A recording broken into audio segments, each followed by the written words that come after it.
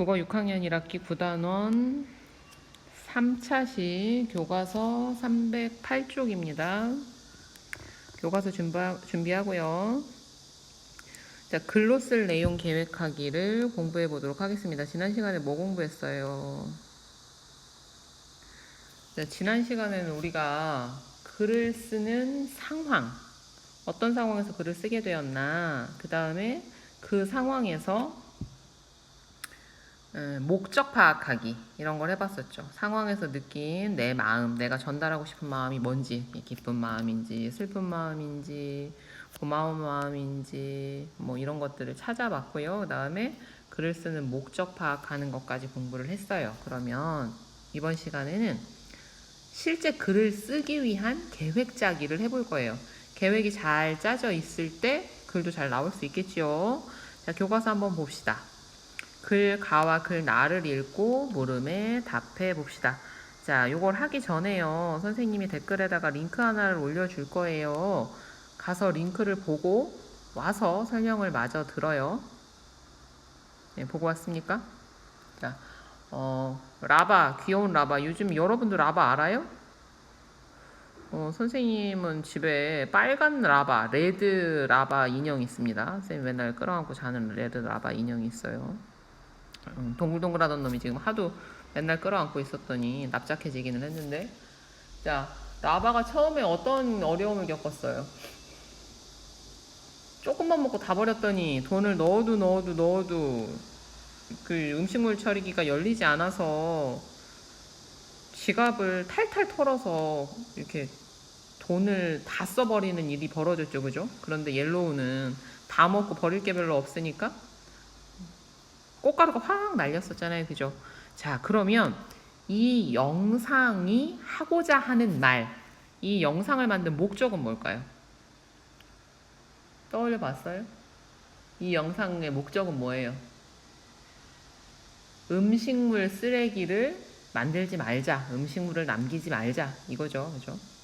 음식물 쓰레기가 많이 하면 그만큼 처리 비용이 많이 드니까 음식물 쓰레기를 줄입시다 또는 음식물을 남기지 맙시다 라는 이야기를, 그 목적을 가지고 이 영상을 만들었을 거예요. 그런 것처럼 여러분들도 어떠한 글을 쓸 때 그 글을 통해서 전달하고자 하는 내용, 달성하고자 하는 목표, 이걸 우리가 글을 쓰는 목적이라고 하죠. 그 목적이 필요합니다. 그래서 이 글을 읽기 전에 여러분들이 두 가지를 파악해 봐야 돼요. 첫 번째, 어떤 상황인가? 그 다음, 이 글을 쓴 목적은 무엇인가?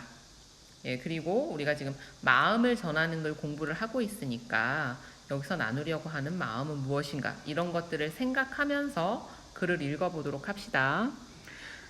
선생님 안녕하세요. 저는 최연아입니다. 올해 선생님을 만난 건 저에게 큰 행운입니다. 저는 이상하게 국어 공부가 싫었습니다.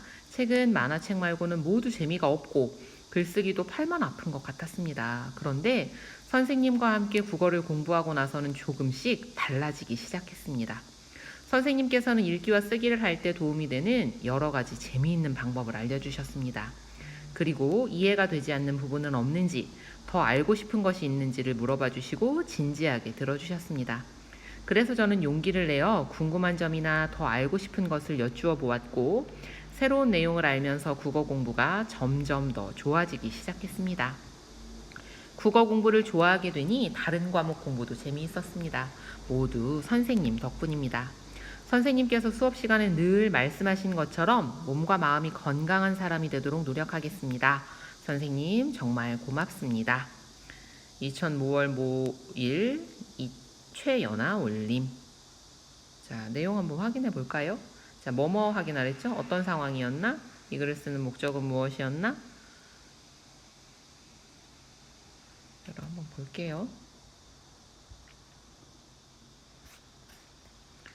자, 누구에게 쓴 글입니까? 선생님이죠. 이 글을 쓴 목적은 뭐예요? 마음을 전달하기 위한 거예요. 어떤 마음? 감사한 마음을 표현하려고.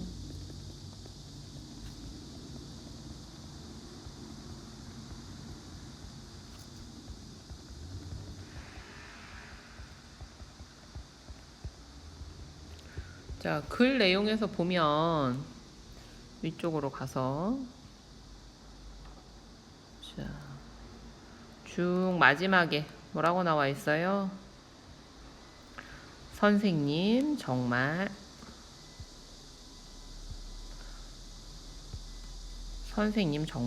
고맙습니다 라고 하고 있죠. 예, 감사하는 마음, 고마운 마음을 전달하려고 이 글을 썼습니다. 자, 연아가 선생님과 나누려는 마음은 어떤 마음? 지금 찾았지요? 네, 고마운 마음.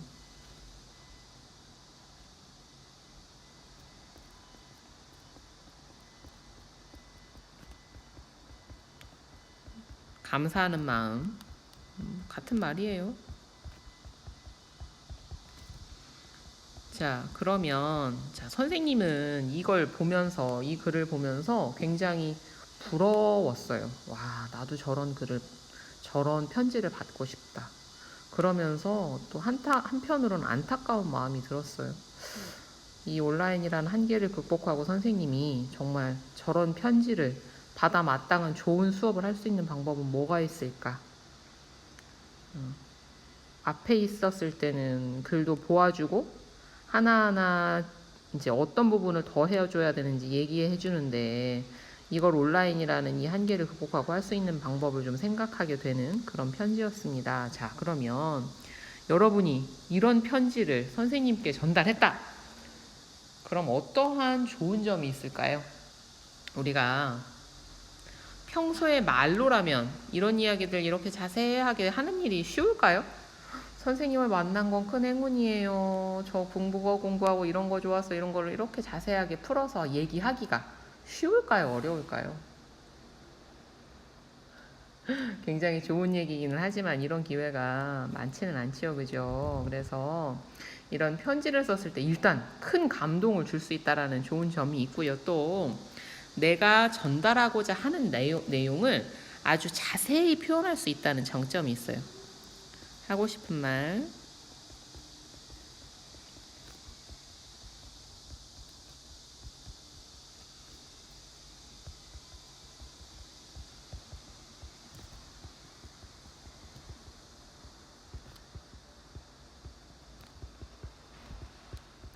그래서 우리가 마음을 전달하는 글 중에 편지를 알아봤습니다. 자, 그러면 옆으로 넘어가서요. 또 다른 형식의 마음 전달하는 글을 봅시다.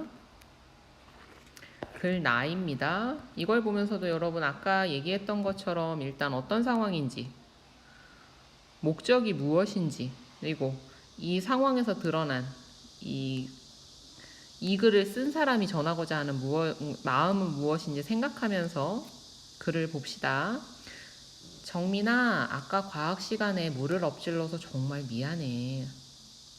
아니야, 지수야. 일부러 그런 것도 아니잖아. 그래도 옷이 젖어서 불편했지. 아니야, 괜찮았어. 그나저나 너도 많이 놀랬겠다. 사실 나도 깜짝 놀랐어. 그래, 난 정말 괜찮으니까 너도 너무 걱정하지 마. 그래, 고마워. 그리고 진심으로 미안해.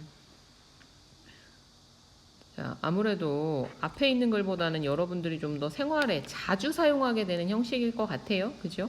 자, 먼저 누가 누구에게 보낸 거예요? 지수가 정민이에게 보낸 문자 메시지죠. 그죠?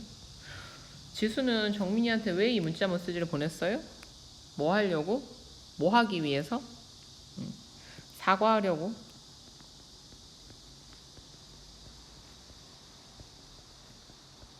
미안한 마음을 표현하려고.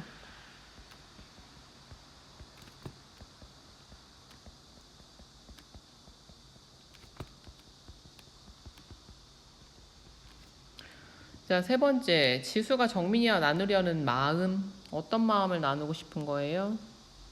미안한 마음이지, 미안한 마음. 그죠? 미안해.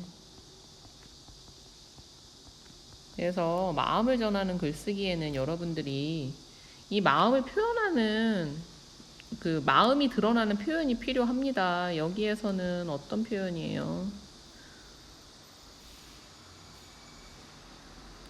미안해. 미안해 라는 표현을 사용했죠. 미안해. 그 다음 또 미안해. 아까 앞에서는 뭐예요? 고맙습니다 라는 표현을 사용했어요. 자, 이번에는 문자 메시지를 이용했는데 문자 메시지를 이용했을 때의 좋은 점은 뭐가 있을까요? 앞에 있는 글과 가장 큰 차이점을 찾아보면 뭐예요? 내가 뭔가를 했을 때 즉각적으로 그 반응을 알 수 있죠. 그죠? 자, 그래서 그리고 아무래도 조금은 더 간편합니다. 바로 할 수 있다라는 장점이 있어요. 그죠? 거리나 장소에 구애를 받지 아니하고. 그죠? 그래서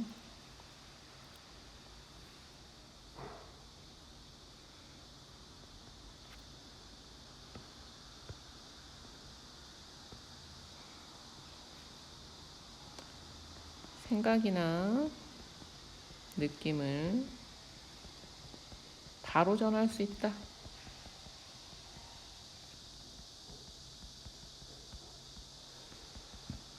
또 하나, 반응을 바로 확인할 수 있죠.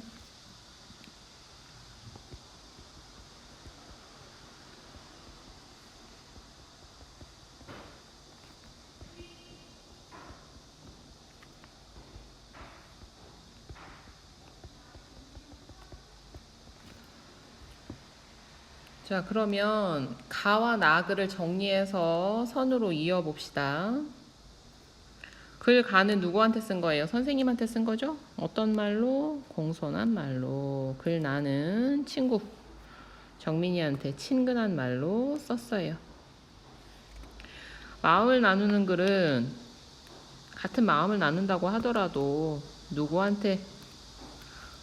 누구한테 썼는지에 따라서 표현 방식이 달라요. 그죠? 공손한 말을 쓰느냐, 친근한 말을 쓰느냐, 또 어떤 내용과 마음을 나누느냐에 따라서도 표현 방법이 또 달라질 수 있겠죠. 이런 것들을 고려해야 되는 거예요. 이런 것들을.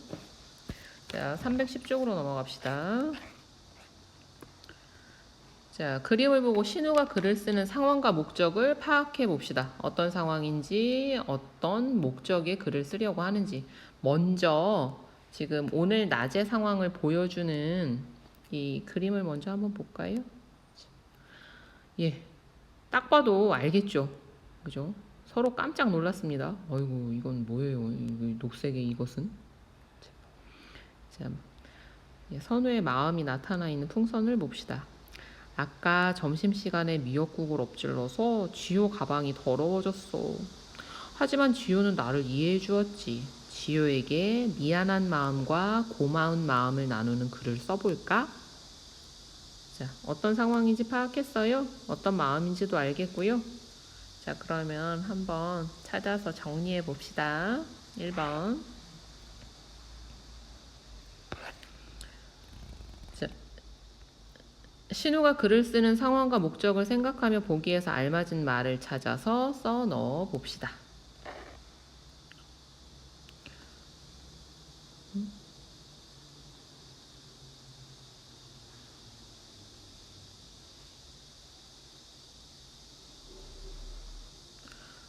자, 신우는 어떤 사건 때문에 글을 쓰려고 하나요? 점심시간에 미역국을 엎질러서 지호 가방이 더러워진 것. 이것이 글을 쓰게 된 상황이죠? 그죠? 이게 상황이에요. 어떤 마음을 나누려고 합니까? 고맙고 미안하다. 미안하고 고맙다 라는 이야기를 했었죠. 자, 그래서 미안한 마음을 전달하려고 합니다. 미안한 마음. 누구에게 씁니까? 예, 미역국 엎지른 사람 지효한테 쓰죠. 어떤 방법으로? 문자 메시지. 어머나.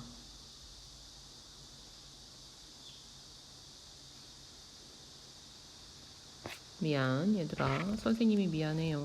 이게 터치가 돼버렸다.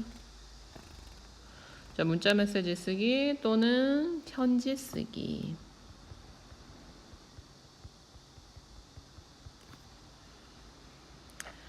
자, 이런 이 엎질른 것에 대해서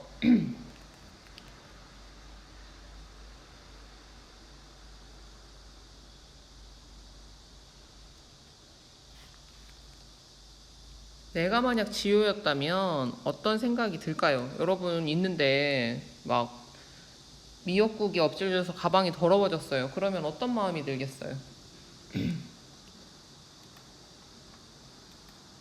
어떤 마음이 들까?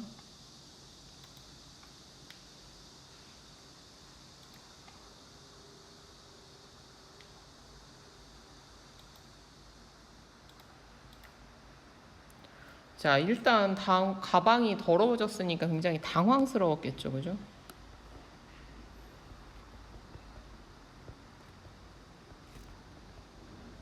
또 가방이 더러워졌으니까 속상한 마음. 그런데 이해해 주었다라고 하는 거 보면 아마 이 신우가 놀라고 미안해 하는 것에 대해서 뭔가 용서하고 싶은 마음, 이런 마음이 들었을 수도 있을 것 같습니다. 자, 그러면 여기까지 하고요.